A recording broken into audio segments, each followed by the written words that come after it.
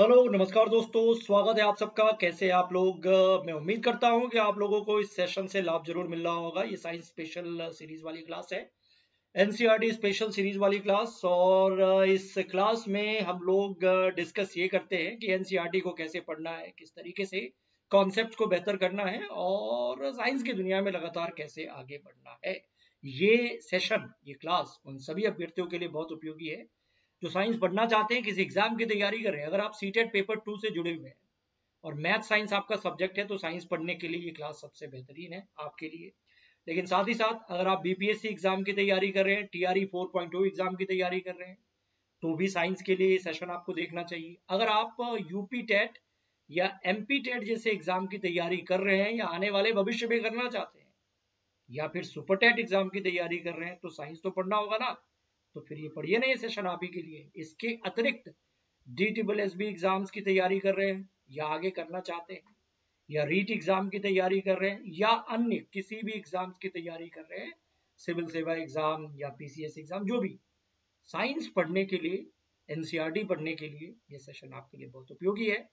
और इस सेशन में हम लोग बात क्या करते हैं, देखो, एनसीईआरटी क्लास 8 चैप्टर 4 के ऊपर आज हम लोग चर्चा करने वाले हैं।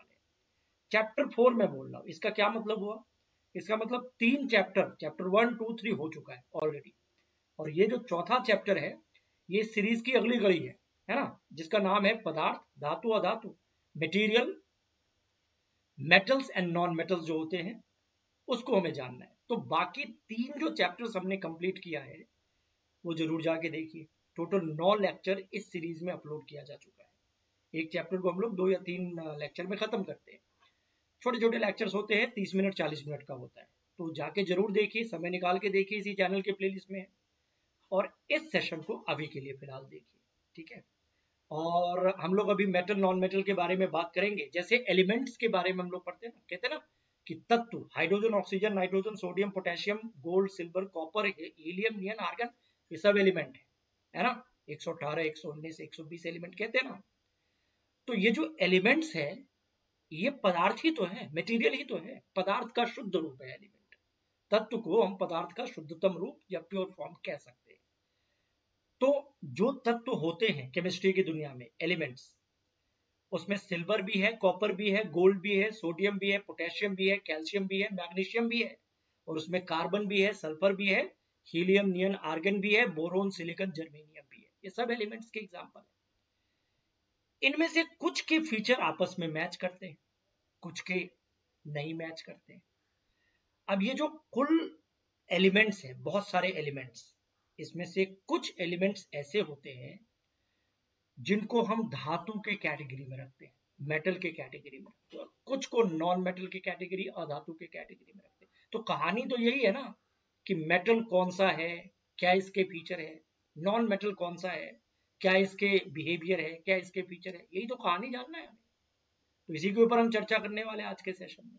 इन सबसे अलग, मतलब धातु अधातु से हट करके 6-7 ऐसे भी एलिमेंट है, गिने चुने, जो ना तो मेटल होते हैं ना ही नॉन मेटल होते हैं। उनको मेटलॉइड के कैटेगरी में रखा जाता है, उपधातु कहते हैं। ये अभी बात करूंगा मैं इसके बारे में, लेकिन उससे पहले आपको जानकारी दे दूं कि आपको ये चैनल सब्सक्राइब कर लेना है, जिसपे आप अभी ये क्लास देख रहे हैं, साइंस बाय सुमित सर, इस चैनल का ही नाम है। टेलीग्राम चैनल भी यही है, साइंस बाय सुमित सर, इसको भी ज्वाइन कर लीजिए, ताकि क्लास के बारे में समय समय पर आपको नोटिफिकेशन टाइम टू टाइम मिलता रहे, और जो भी एक्टिविटी इस चैनल पे हो रही है उसके बारे में जानकारी मिलती रहे। तो आप चैनल को सब्सक्राइब कीजिए, टेलीग्राम चैनल पे जुड़ जाइए, इस सेशन को लाइक कीजिए, शेयर कीजिए, बाकी कुछ करिए ना करिए, पढ़ाई जरूर कीजिए।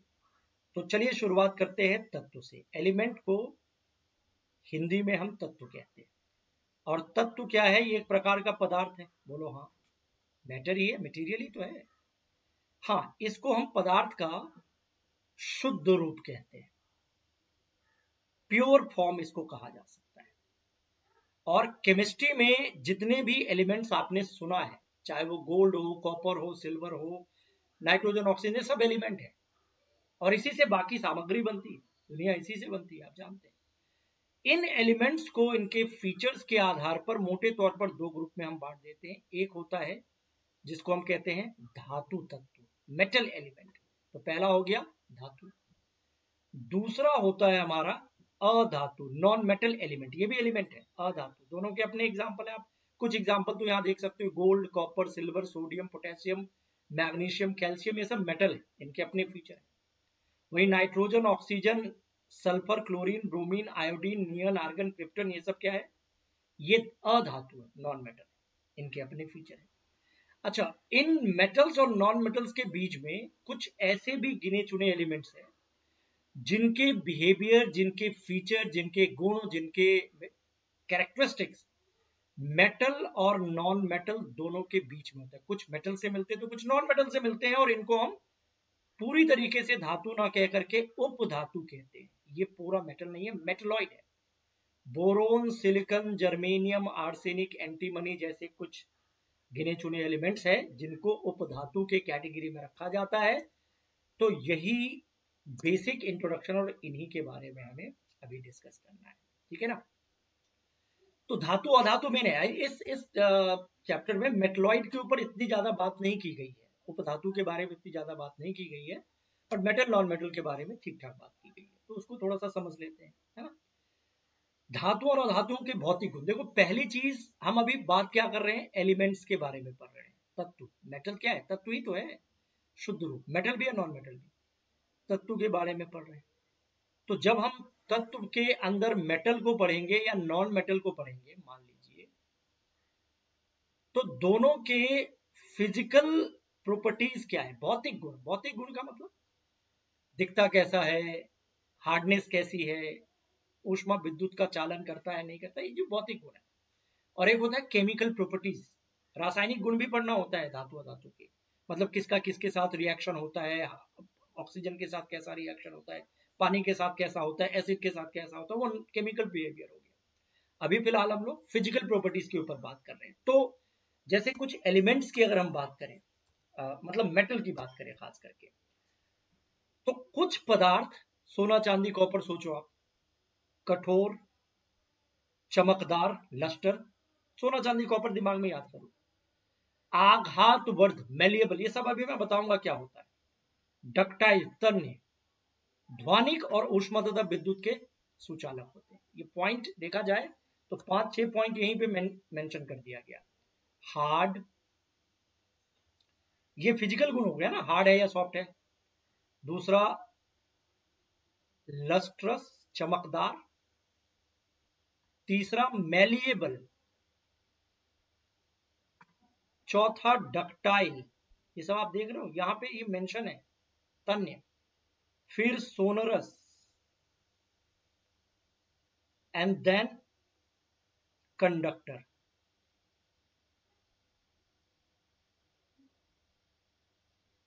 ठीक है ना, good conductor of heat and electricity. देखा जाए तो ये जो 6 पॉइंट आपको दिख रहा है ना यहाँ पे, ये 6 फिजिकल बिहेवियर को बताता है, और ये 6 के 6 पॉइंट मेटल के भौतिक गुण हैं, पदार्थ जिनमें सामान्यतया ये गुण होते हैं, कुछ अपवाद भी हो सकते हैं, मतलब जनरली बोला जा रहा है, वे धातु कहलाते हैं। आयरन की बात कर लो, कॉपर की बात करो, एल्यूमिनियम की बात कर लो, सब हार्ड होते हैं कि नहीं होते हैं, बोलो हाँ, कठोर होते हैं। इनमें एक चमक होती है, सोना, चांदी, कॉपर में एक चमकीले होते हैं, बिल्कुल होते हैं। आघात वर्धनीय, आघात मतलब मेटल आपके पास है गोले के रूप में, अगर उस पर हथौड़ा मारते हो ना, ऐसे आप आघात करते हो तो टूटता नहीं है, बल्कि वो फैलता है, आघात को झेल लेता है, और उसको पीट पीट के मेटल को आप शीट बना सकते हो। गोल्डन फॉइल बनता है, सिल्वर फॉइल बनता है, एल्यूमिनियम का फॉइल बनता है जिसमें खाना वगैरह लपेटते हो। एल्यूमिनियम मेलिएबल है तभी तो आप फॉइल बना सकते हो, गोल्ड मेलिएबल है तभी तो आप फॉइल बना सकते हो, उसको पीट पीट के शीट बना सकते हो। क्या कार्बन जो कि एक नॉन मेटल है, उसको पीट पीट के शीट बना सकते हो, हाइड्रोजन को शीट बना सकते हो, ऑक्सीजन को बना सकते हो, नहीं। तो मेलिएबिलिटी का यही मतलब होता है ना। तो आघात वर्धनीय होते हैं। तन्यता मतलब मेटल से आप तार खींच सकते हो, कॉपर का तार बनता है, सिल्वर का तार बना सकते हो, लेकिन हाइड्रोजन का तार बना सकते हो, ऑक्सीजन का बना सकते हो, नहीं बना सकते। तो ये जो मेटल होते हैं ना, वो तन्य होते हैं, उसको तार के रूप में खींचा जा सकता है। आप मेटल से बनी हुई चीजों को ऐसे पीटते हो, उससे आवाज निकलती है। हीट और विद्युत के ये सुचालक होते हैं, मतलब ऊष्मा का प्रवाह मेटल से बनी हुई चीजों में तेजी से होता है, बिजली का प्रवाह, बिजली के तार मेटल से बनाए जाते हैं। तो ये कैल्शियम मैग्नीशियम से लेकर के आयरन कॉपर एल्यूमिनियम तक, गोल्ड सिल्वर सब ये मेटल है। इसके विपरीत कोयले की बात कर लो, ये कार्बन है। सल्फर की बात कर लो, ये सॉफ्ट होते हैं, ये मेटल की तरह हार्ड नहीं होते। हाइड्रोजन ऑक्सीजन देखो तो गैस है, देखने में ये डल होते हैं, मलिन होते हैं, इतने सोना चांदी जैसे चमकदार नहीं होते। ये हथौड़ी या हल्की चोट से टूट जाते हैं, खास करके कोयला सल्फर की बात करें, हथौड़ा मारोगे तो गोल्ड की तरह फैलेगा नहीं, शीट नहीं बना सकते आप इससे, इसमें साउंड नहीं होती है। ये ऊष्मा और विद्युत के आमतौर पर कुचालक होते हैं, एक्सेप्शन अपनी जगह। तो ये पदार्थ अधातु कहलाते हैं। कार्बन सल्फर से लेकर के ऑक्सीजन फॉस्फोरस ये सब अधातु के एग्जाम्पल है। तो देखा जाए तो मेटल और नॉन मेटल के फिजिकल बिहेवियर को अभी हमने देखा। इसमें हमने 2-3 शब्दों का, 6 शब्दों का लगभग जिक्र किया है। अगर उसको एक एक करके देखा जाए, जैसे देखो ये चमक देख रहे हो आप, इसमें जो भी है एक चमक तो है, इसमें लस्टर तो है, तो चमकदार है। हार्ड तो होता है, सोना हो या फिर आयरन हो या कॉपर हो, ठीक है, अपने लेवल पे वो ऑक्सीजन जैसा गैस तो नहीं है ना, हार्ड तो होता है इन जनरल। हाँ, कुछ मेटल सॉफ्ट भी होते हैं जिसको आप चाकू से काट सकते हो, सोडियम जैसे मेटल है ना, पोटेशियम जैसे मेटल है, वो अपवाद है, ठीक है। और आमतौर पर ये चमकदार है, हार्ड होते हैं। मेलिएबिलिटी, आप पीट पीट के फॉइल बना सकते हो। देखो एल्यूमिनियम का फॉइल बनता है, इसी में खाद्य सामग्री को लपेटते हैं ना। सोना सबसे ज्यादा मेलिएबल होता है, इसको ज्यादा शीट पीट करके शीट में बदल सकते हैं। तो आपने देखा कि लोहे की कील और एल्यूमिनियम के तार को पीटने पर उसका आकार बदल जाता है, परिवर्तित हो जाता है। यदि उन्हें अधिक शक्ति से पीटा जाए ना, तो उन्हें शीट में परिवर्तित किया जा सकता है। आप संभवतः मिठाइयों को सजाने के लिए उपयोग में लाए जाने वाले चांदी के वर्क से परिचित होंगे। मिठाइयों के ऊपर चांदी का पेपर लगाते हैं ना। आप एल्यूमिनियम की पन्नी द्वारा खाद्य सामग्री को लपेटने के उपयोग से भी अवश्य परिचित होंगे, जो घर में यूज किया जाता है, किचन में रहता है। धातु का गुण जिसके कारण उन्हें पीटकर शीट में परिवर्तित किया जा सकता है, उसे ही आघात वर्धनीयता कहा जाता है। तो ये लाइन बड़ा इंपॉर्टेंट है। What is the meaning of malleability? The property of metals by which they can be beaten into thin sheet is called malleability. So metals are malleable, you know that. यह धातुओं का एक characteristics है, अभिलाक्षणिक गुण है। जैसा आपने देखा होगा, कोयले और पेंसिल लेड जैसे पदार्थ ये गुण प्रदर्शित नहीं करते, वो कार्बन है, नॉन मेटल है, तो उन्हें धातु नहीं कह सकते। बट एल्यूमिनियम, गोल्ड, सिल्वर, ये तो हम जानते हैं, हमने देखा है इसके शीट को मार्केट में, घर में, है ना। आप एल्यूमिनियम और तांबे के तारों का उपयोग देखा होगा। कॉपर का वायर बिजली के लिए इस्तेमाल किया जाता है, एल्यूमिनियम का वायर यूज किया जाता है। तो एल्यूमिनियम की चीज आपके पास यहाँ है, और इसमें एक गुण होता है जिसको हम डक्टाइल कहते हैं, जिसके कारण आप इसको तार के रूप में खींच सकते हैं। क्या कोयले से तार बना सकते हैं? सल्फर से तार बना सकते हैं? नहीं बना सकते। तो ये गुण मेटल में है। इस गुण को तन्यता कहते हैं, धातुओं का वह गुण जिससे उन्हें खींचकर तारों में बदला जा सकता है। डक्टाइल या डक्टिलिटी इसको कहते हैं। तो धातु में एक तरीके से डक्टाइल होते हैं, कोयले से तार नहीं बन सकती, है ना। तो ये आप जानते हैं। इसके अलावा धातुओं से बनी वस्तुओं को जब कठोर सतह से टकराया जाए तो एक रिंगिंग साउंड में एक तरीके की आवाज उत्पन्न होती है, खनखनाहट की आवाज। माना आपके पास दो समान दिखने वाले डब्बे हैं, एक लकड़ी से निर्मित है और दूसरा धातु से। क्या आप दोनों डब्बों पर चोट करके बता सकते हैं कि कौन सा डब्बा धातु का है? यस, उसकी अलग आवाज होती है, सोनरस साउंड उत्पन्न होता है, रिंगिंग साउंड होती है। उसमें एक प्रॉपर्टी होता है, ठीक है जी, जिसको हम सोनरस साउंड कहते हैं। क्योंकि धातु गायन ध्वनियां उत्पन्न करती है, तो वह ध्वनि कहलाती। धातुओं के अलावा अन्य पदार्थ नॉन मेटल तो नहीं होते। तो ये जो कुछ प्रॉपर्टी हमने पढ़ा है, उसी को यहाँ एक्सप्लेन किया जा रहा है। इसके अलावा एक और चीज हमने देखा था कि धातु या धातु से बनी हुई चीजें ना good conductor of heat and electricity होते हैं। तो ये बात तो आप जानते हैं कि मेटल से वायर बनता है, क्योंकि करंट उसमें आराम से पास होता है। कॉपर वायर या एल्यूमिनियम वायर जो भी होता है। बेस्ट कंडक्टर तो सिल्वर है, लेकिन महंगा होता है, तो सिल्वर का वायर हम यूज नहीं करते उस तरीके से, लेकिन बेस्ट कंडक्टर है। बिजली भी उसमें आराम से प्रवाहित होगा, और मेटल से बनी हुई चीजों को गर्म करो तो वो तेजी से गर्म हो जाता है। जैसे ये मेटल बॉडी है, ठीक है, आप इसको आग पे चढ़ाओगे तो ये गर्म हो जाएगा तेजी से, लेकिन इस पे अगर आपने लकड़ी का हत्था लगा दिया, जैसे यहाँ पे लगा हुआ, या प्लास्टिक का लगा दिया, तो ये नॉन कंडक्टर है। ये तो कंडक्टर है हीट का, चालन, गर्मी यहां से वहां, यहां से वहां बहुत तेजी से पहुंचेगी। लेकिन ये जो लकड़ी है, ये जो प्लास्टिक है, ये नॉन कंडक्टर है। क्या आप बिना प्लास्टिक या लकड़ी के हत्थे वाले गर्म धातु के पात्र को स्वयं को बिना आघात पहुंचाए पकड़ सकते हैं? मतलब अगर इसमें ये नहीं लगा होता, मान लो नॉन मेटल मतलब प्लास्टिक का ये, तो आप इस गर्म चीज को अगर पकड़ते ना, आपका हाथ जल जाता। इसमें ये हैंडल नहीं लगा होता ना, तो आपका हाथ जल जाता, क्योंकि ये मेटल बॉडी है और इसमें अगर गर्मी यहाँ है तो यहाँ से यहाँ पहुंचेगी, यहाँ से यहाँ, और आप उठाओगे तो आपको आघात पहुंचेगा, चोट लगेगी। मतलब चोट इन द सेंस की झटका लगेगा, गर्मी लगेगी, हाथ जल सकता है। तो मेटल गुड कंडक्टर है, नॉन मेटल नहीं है, आप जानते हैं। और जैसे अभी मैंने आपको क्या बोला कि कुछ कुछ अपवाद भी है। जैसे आमतौर पर हम क्या बोलते हैं कि धातु की अगर हम बात करें तो यूजुअली वो हार्ड होते हैं, लेकिन इसका अपवाद क्या है? तो अपवाद ये आपके सामने लिस्ट है। सोडियम और पोटेशियम क्या है? ये धातु है, लेकिन ये सॉफ्ट होते हैं। ये कॉपर एल्यूमिनियम जैसे नहीं होते, इन्हें चाकू से काटा जा सकता है। तो अपवाद मान लो, metal like sodium and potassium, although these are metal but still it is soft, they can be cut with the knife. इसके अलावा एक और चीज है, ये तो एक बात हो गई। दूसरी चीज, मरकरी की बात कर ले, जिसको हम पारा कहते हैं, Hg।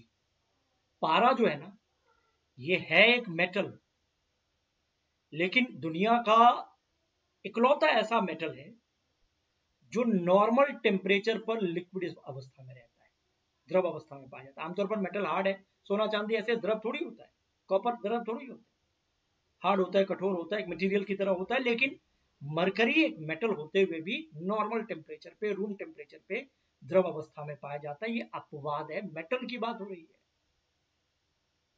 तो दो अपवाद आपको यहीं पे मिल गया, सोडियम पोटेशियम जो सॉफ्ट होता है, चाकू से काट सकते हैं उसको, आप इस विजुअल को देख लो, और मरकरी जो कि मेटल होते हुए ऑर्डिनरी रूम टेम्परेचर पर लिक्विड अवस्था में रहता है, याद रख लेना। तो ये कुछ आपको फिजिकल फीचर बताया गया है जो मेटल नॉन मेटल को कंपेयर करके हमने देख लिया। जो जो फीचर, जैसे मेटल चमकदार होता है, नॉन मेटल चमकदार नहीं होता है। मेटल हीट और इलेक्ट्रिसिटी का कंडक्टर है, नॉन मेटल आमतौर पर नहीं होता है, एक्सेप्ट ग्रेफाइट। ठीक है ना?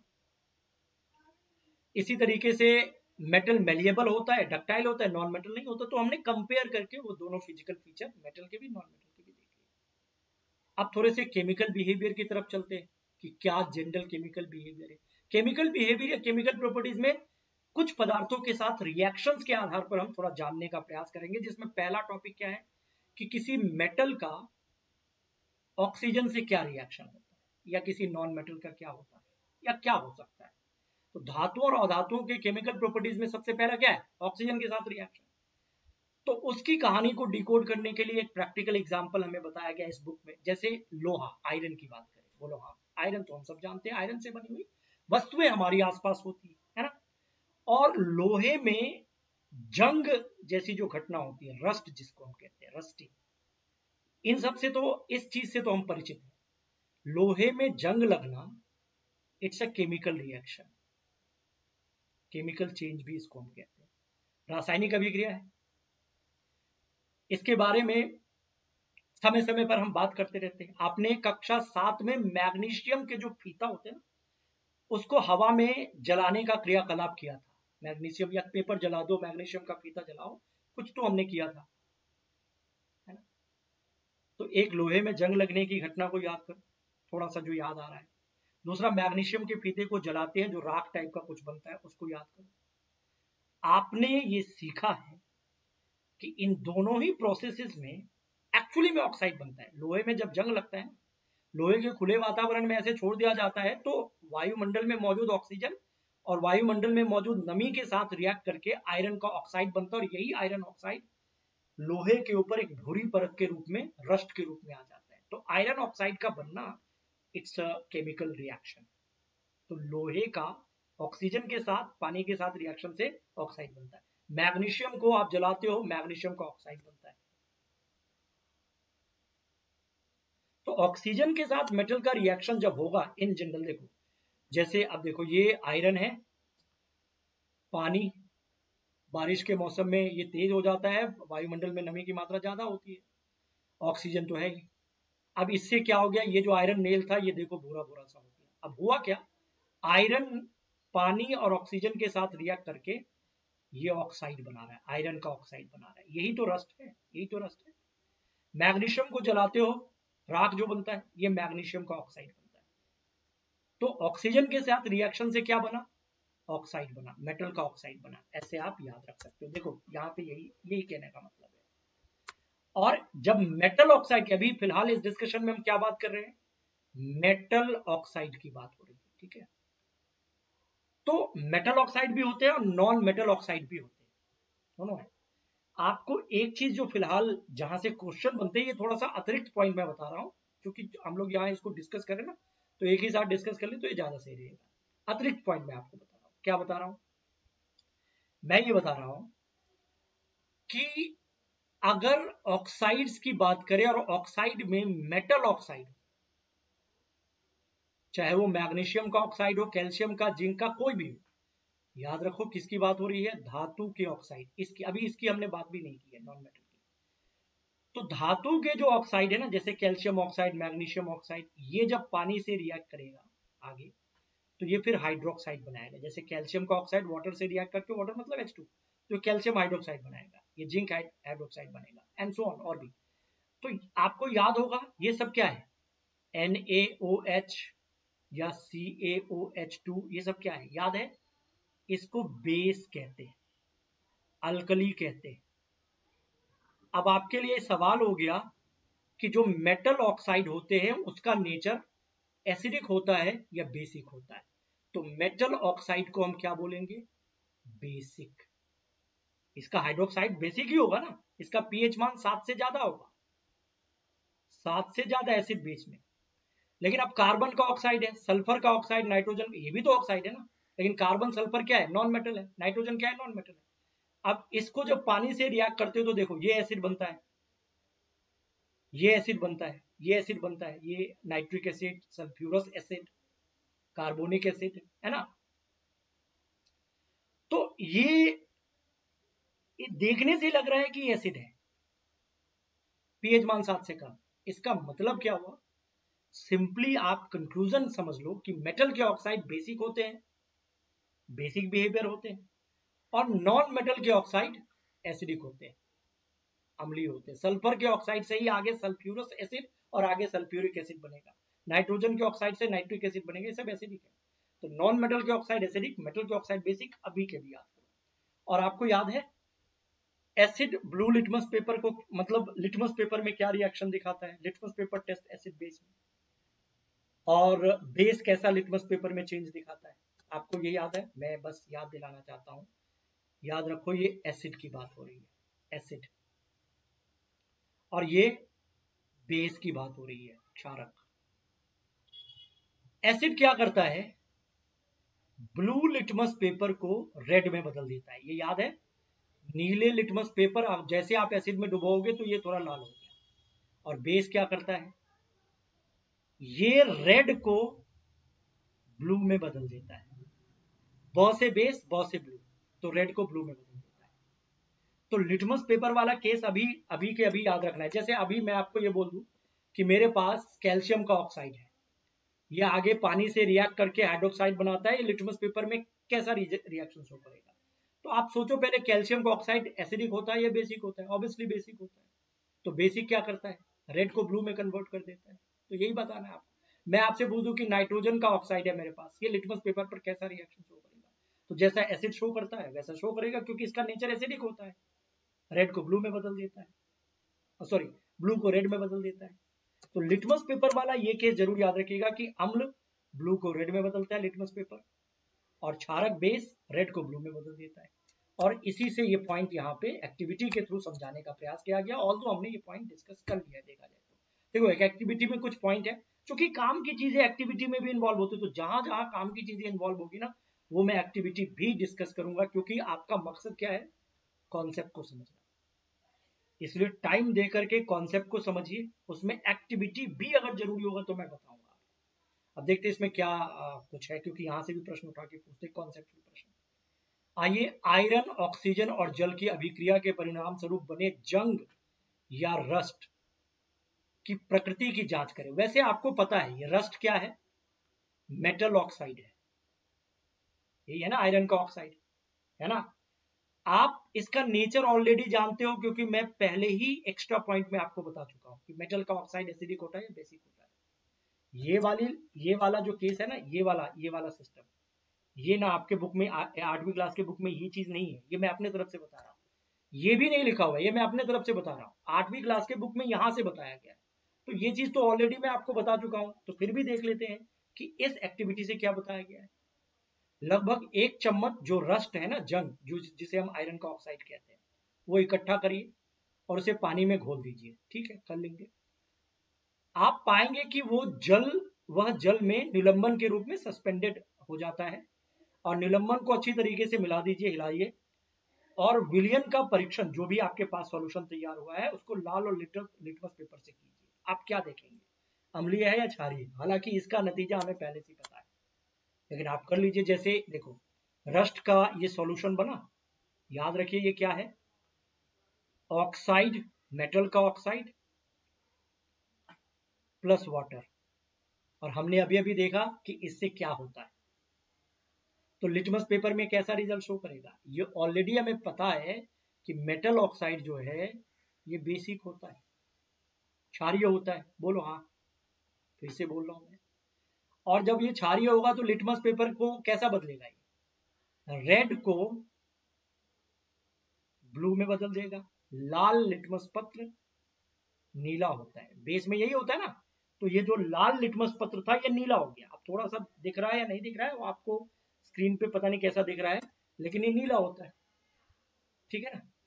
अब मैग्नीशियम के रिबन के दहन के क्रियाकलाप को स्मरण कीजिए। मैग्नीशियम का जो रिबन जलाते हो आप, उससे जो MgO मिला, राख, उसको भी पानी के साथ जोड़ दो, तो ऑब्वियसली आपको कोई बेस मिलेगा, मैग्नीशियम हाइड्रोक्साइड। मैं वो नहीं बता रहा हूँ रिएक्शन कैसे दिख रहा है, उतना हमें पता है। और ये क्या करेगा आपको पता है, आपने ऑब्जर्व किया होगा कि लाल लिटमस नीला हो जाता है, ऑलरेडी मैं बता चुका हूं। तो मैग्नीशियम के ऑक्साइड की प्रकृति क्षारीय होती है, आयरन के ऑक्साइड की प्रकृति हमने देखा। अतः सामान्यतः लास्ट में ये लाइन लिख दिया गया है कि धात्विक ऑक्साइड प्रकृति में क्षारीय होती है। यही लाइन मैंने आपको शुरू में बता दिया था। In general metallic oxides are basic in nature. और आपके बुक में ये लिखा हुआ है, तो आप ये नहीं कह सकते कि ये हम लोग एसिड बेस में पढ़ेंगे, 10वीं क्लास में पढ़ेंगे। अरे अभी पढ़ लो, क्या दिक्कत है। एक्टिविटी के साथ क्वेश्चन बना देंगे कि जंग है, उसका सॉल्यूशन है, उसमें हमने लिटमस पेपर डाला, तो कौन सा लिटमस कैसे होगा, किधर बदलेगा। तो आपको कॉन्सेप्ट पता है तो आराम से बता सकते हो। बस एक बार दोबारा से इसको समझ लो। मतलब मैं नहीं समझाऊंगा, आप दोबारा देख लेना, ये 50 बार देख सकते हो आप, कोई मुश्किल नहीं है। ठीक है, मेटल के ऑक्साइड आमतौर पर बेसिक होते हैं। चलो, एक और बात, यहां से भी क्वेश्चन आए हैं। इस बच्चे के दिमाग में जो कुछ है ना, वो भी हमारे लिए कई बार क्वेश्चन होते हैं, रियल क्वेश्चन। अब इस बच्चे के दिमाग में ये है कि क्या कॉपर में भी जंग लगता है। मैंने कॉपर के बर्तनों की सतह पर ग्रीन कॉर्ड देखा हुआ है, हरा पदार्थ। ये देखो, कॉपर का वेसल है ना, इस पे जैसे आयरन क्या है, आयरन के ऊपर जो एक्स्ट्रा मटेरियल जमा हो जाता है वो होता है आपका, क्या कह सकते हैं, ब्राउन टाइप का रस्ट। आमतौर पर कॉपर कम रिएक्टिव है, कॉपर बहुत ज्यादा रिएक्टिव एलिमेंट नहीं है। तो फिर सवाल उठता है कि अगर कॉपर बहुत ज्यादा रिएक्टिव नहीं है, तो केमिकल तौर पर ये रिएक्ट करके क्या कुछ ये भी ऐसा पदार्थ बनाता है जैसे आयरन बनाता है।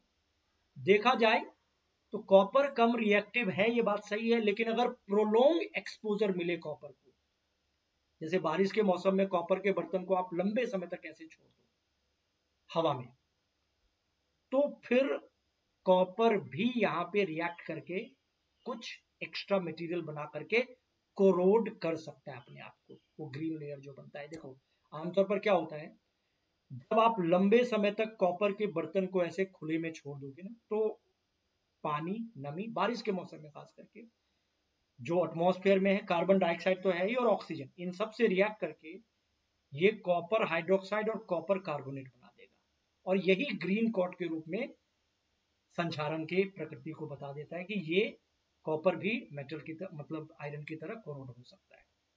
और ये बात यहाँ पे लिखी है कि जब कॉपर के बर्तन को लंबे समय तक नमी युक्त हवा में खुला रख दिया जाए, लंबे समय तक, मतलब इतनी जल्दी नहीं जितना कि आयरन में हो जाता है, लेकिन लंबे समय तक अगर एक्सपोजर मिल जाए तो उस पर एक हल्की हरी परत जम जाती है। और ये हरा पदार्थ, ये पूछा गया क्वेश्चन है कि किस चीज क्या होता है, तो ये हरा पदार्थ कॉपर हाइड्रोक्साइड और कॉपर कार्बोनेट का मिश्रण होता है। और कैसे ये बना, ये रिएक्शन यहाँ पे लिखा है, तो ये नोट कर लो अभी के अभी। कॉपर की ये कहानी है, ये याद रखना है आपको, ठीक है जी।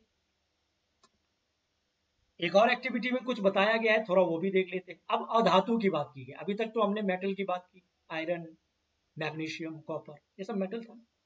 एक एक्टिविटी में ऑब्वियसली इसका रिजल्ट हमें पहले ही पता है, नॉन मेटल की बात हो रही है ना। ऑलरेडी पहले ही स्लाइड में हम लोग देख चुके हैं कि अगर इसके ऑक्साइड की बात होगी ना तो हमें पता है ये क्या नेचर दिखाएगा, ठीक है ना, एसिड होगा, ठीक है ना। अब देखते हैं ये क्या है। सल्फर तो नॉन मेटल है, नॉन मेटल है सल्फर, इस एक्टिविटी में क्या बताया गया है, ठीक है। डस्ट सल्फर, चूर्णित सल्फर की कुछ मात्रा एक चम्मच में लीजिए, वो पकड़ा हुआ चम्मच जो ऐसे है ना, कुछ ऐसे बना लीजिए, या तो ऐसे ले लीजिए या फिर आप टेम्पररी ढक्कन से भी बना सकते हैं। इसमें कुछ सल्फर डालना है, ठीक है, ले लिया और उसे गर्म कीजिए। सल्फर को जलाओ मतलब ऑक्साइड बनाओ। यह उद्दहन चम्मच उपलब्ध ना हो तो किसी बोतल के ढक्कन से बना सकते हो, मतलब कर लेंगे, ठीक है। चम्मच ले लो, इसके चारों ओर एक धातु की तार लपेट दीजिए और दूर से पकड़ के उसको गर्म कीजिए, ठीक है, जैसा चित्र में दिखाया गया है। और जैसे ही सल्फर जलना प्रारंभ हो तो उस चम्मच को एक गैस जार या कांच के ग्लास में ले जाइए और ग्लास को एक ढक्कन से ढक दीजिए ताकि जो भी गैस बनी है सल्फर के जलने से वो बाहर ना आए। ऐसा कुछ दिखाया गया, हाँ ढक दिया, देख रहे हो ये जो गैस बनी है ना सल्फर को जलाने से, अब इसको बाहर नहीं निकलने देना है, इसके अंदर ही गैस को इकट्ठा करना है, ठीक है, ठीक है, कर लिया। अब पक्का इसमें पानी मिलाया जाएगा। कुछ समय के पश्चात इसे हटा दीजिए और ग्लास में थोड़ा पानी मिलाइए और तुरंत ढक्कन से वापस उसे ढक दीजिए। मतलब जो इसमें सल्फर का ऑक्साइड था ना,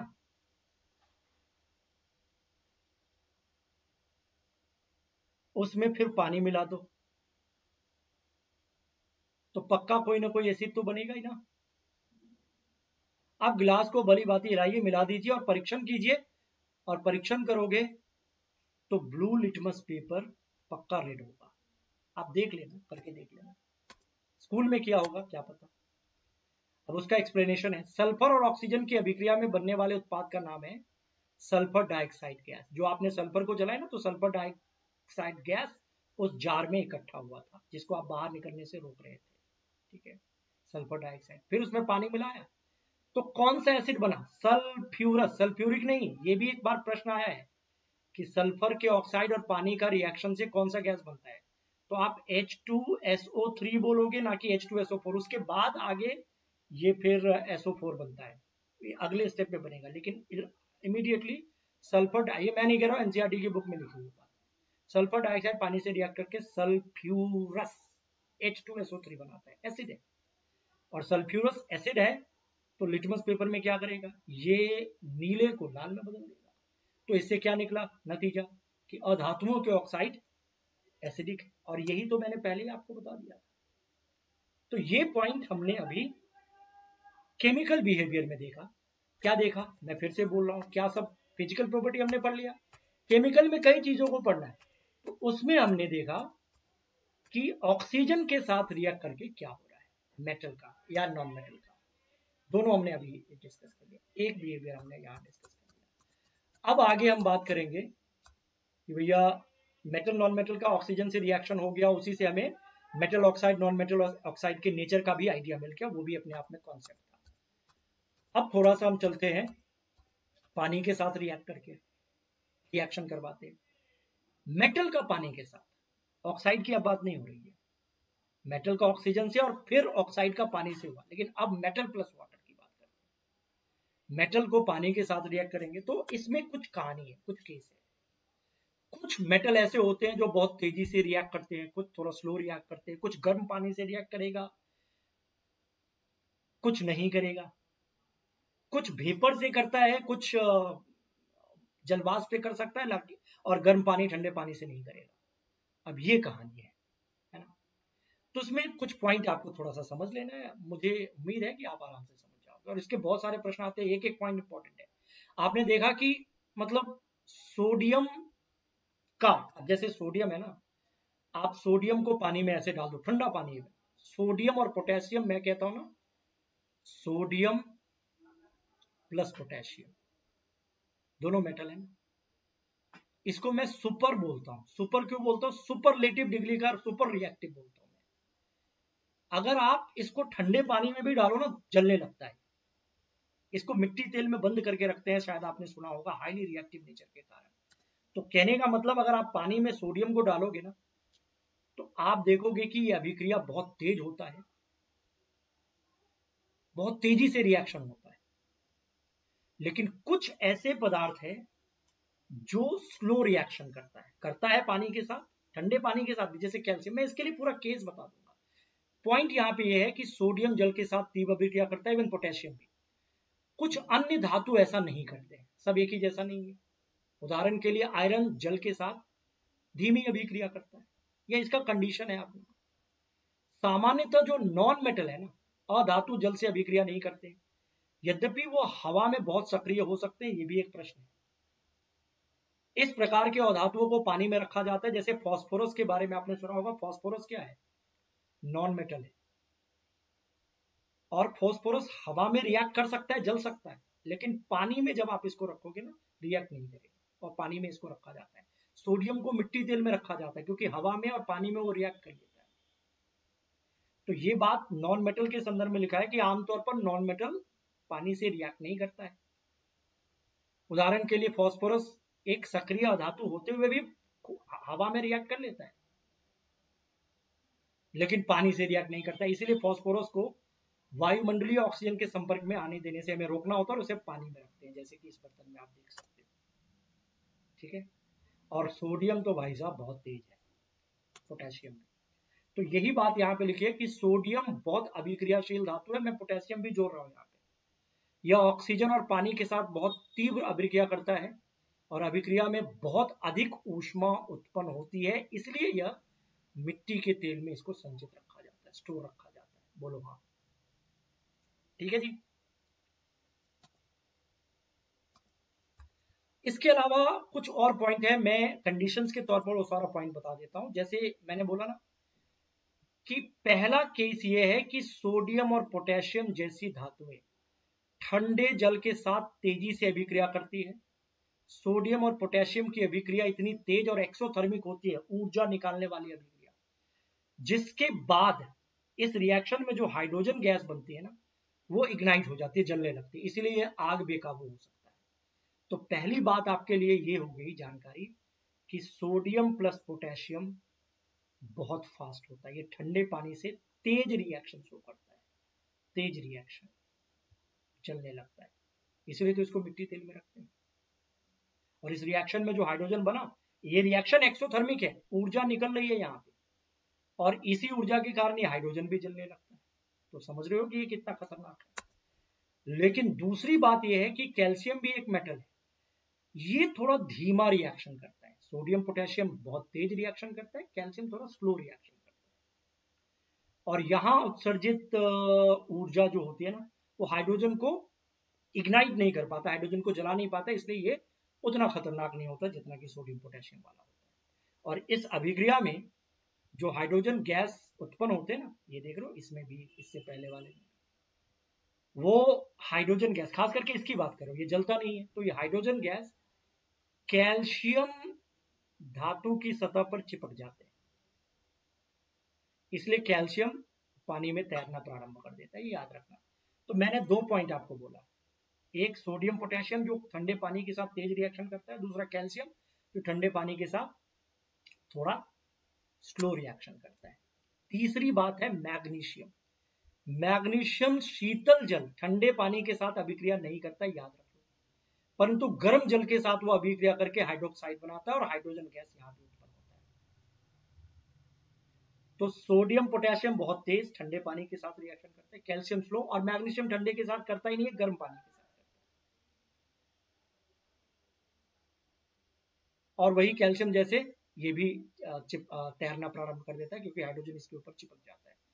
तो तीसरा पॉइंट ये होगा। चौथा पॉइंट है एल्यूमिनियम, आयरन और जिंक।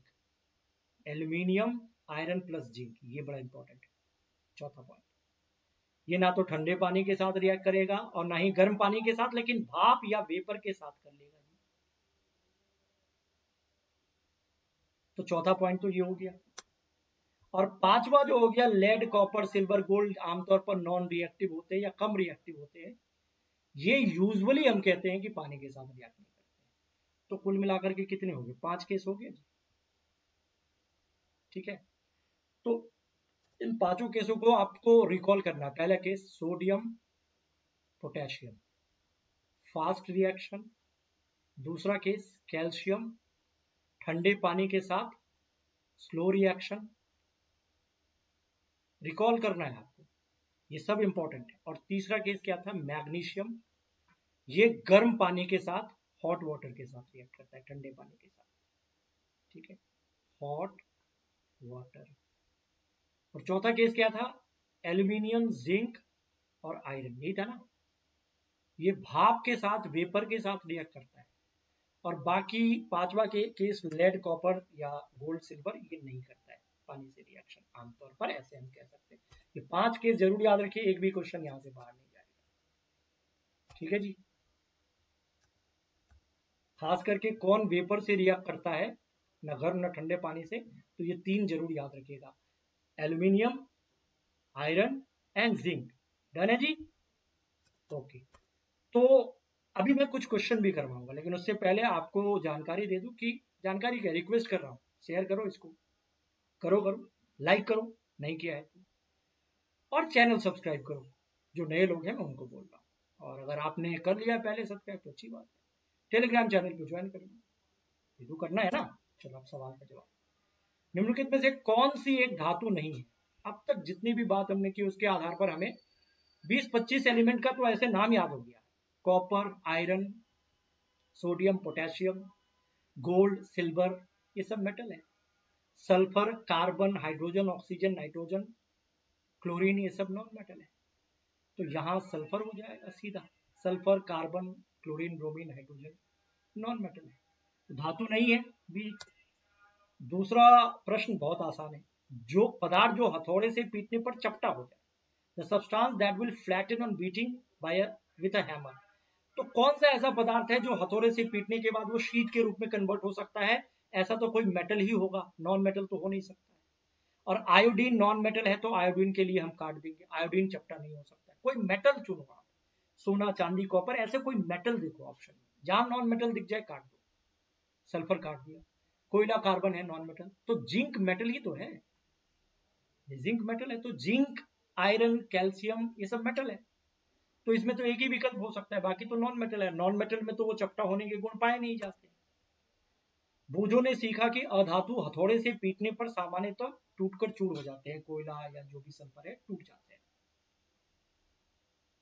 वो सोना चांदी की तरह या एल्यूमिनियम की तरह फैलते नहीं है। ठीक बात। तो अब यहां से पूछा जा रहा है कि निम्नलिखित में से कौन सी एक अधातु है? चुन लो भाई। बूझो has learn that non metal on beating with a hammer are generally broken into pieces. Which of the following is non metal? तो इसमें से नॉन मेटल कौन सा है? आयरन हो नहीं सकता है, एल्यूमिनियम हो नहीं सकता है, कॉपर हो नहीं सकता है, कोयला होगा, कार्बन है ना ये भी आसान है। अगला प्रश्न है आपके सामने, ये तीसरा हो गया, तो चौथा प्रश्न आएगा। पदार्थ जिनको खींचकर तारों में बदला जा सकता है तन्य कहलाते हैं। हाँ, material which can be drawn into wires are basically called ductile. Which of the following is not ductile? इसमें से कौन सा डक्टाइल नहीं है? अब ये मैं कुछ नहीं बोलूंगा। डक्टाइल किसका फीचर है याद करो, मेटल का या नॉन मेटल का? ऑब्वियसली उससे आप आंसर निकाल सकते हो। तो सल्फर ही तो नॉन मेटल है, अधातु, ये तो डक्टाइल हो ही नहीं सकता। बाकी कॉपर, सिल्वर, यहाँ सिल्वर है, चलो मैं सिल्वर ले देता हूँ, चांदी लिख देता हूँ,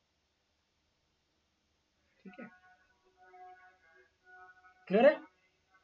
तो ये हो गया। धातु सामान्यतः कठोर होती है, लेकिन निम्नलिखित में से कौन सी धातु अपवाद है और आसानी से चाकू से काटी जा सकती है, झट से आंसर दीजिए। इसमें बहुत टाइम नहीं लगना चाहिए, बिल्कुल नहीं लगना चाहिए भाई साहब, तो जल्दी बताओ क्या होगा इसका आंसर। चाकू से काटते हैं सोडियम,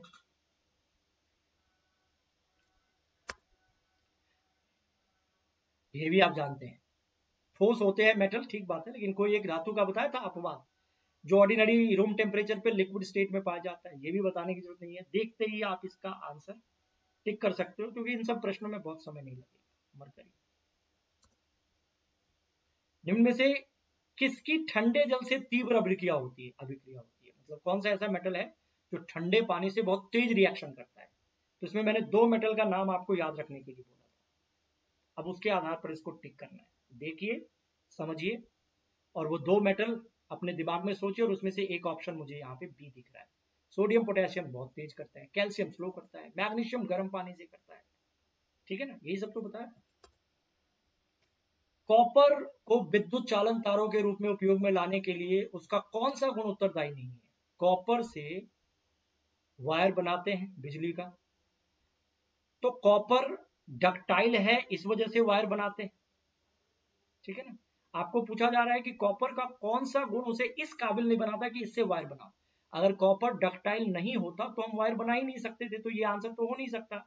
कॉपर डक्टाइल है इसीलिए वायर बना रहे हैं, आपसे तो नहीं वाला पूछा जा रहा है कि कॉपर को विद्युत चालन तारों के रूप में उपयोग में लाने के लिए कौन सा गुण उत्तरदायी नहीं है। तो भैया तन्यता है तभी वायर बना सकते हैं, विद्युत का अच्छा चालक है तभी हम वायर बना सकते हैं। अगर बैड कंडक्टर होगा तो क्या फायदा वायर बनाने का। ठोस है तभी तो वायर बना सकते हैं, गैस का थोड़ी वायर बनाएंगे, लिक्विड से थोड़ी वायर बनाएंगे।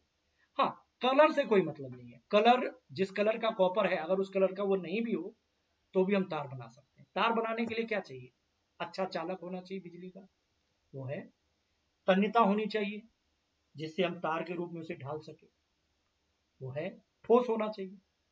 तो ये 3 चीजें उसे कॉपर को इस काबिल बनाती है कि आप इसे वायर बना सकते, लेकिन रंग कुछ भी हो उससे फर्क नहीं पड़ता है, इसलिए ये उत्तरदायी गुण नहीं हो सकता है। आपको समझ में आया प्रश्न, होपफुली समझ में आया। तो यही था आज के सेशन में, यही सब पॉइंट डिस्कस करना था। एक बार जाते जाते फिर से मैं बोलूंगा थैंक यू वेरी मच, आप देखते रहिए। अगर अच्छे से पढ़ना है ना तो सेशन मिस मत करो, जब मौका मिले 1 बार 2 बार 3 बार जितनी बार मौका मिले देखो, और चैनल सब्सक्राइब करो। फिलहाल के लिए इतना, ओके बाय बाय, मिलते हैं अगली क्लास में।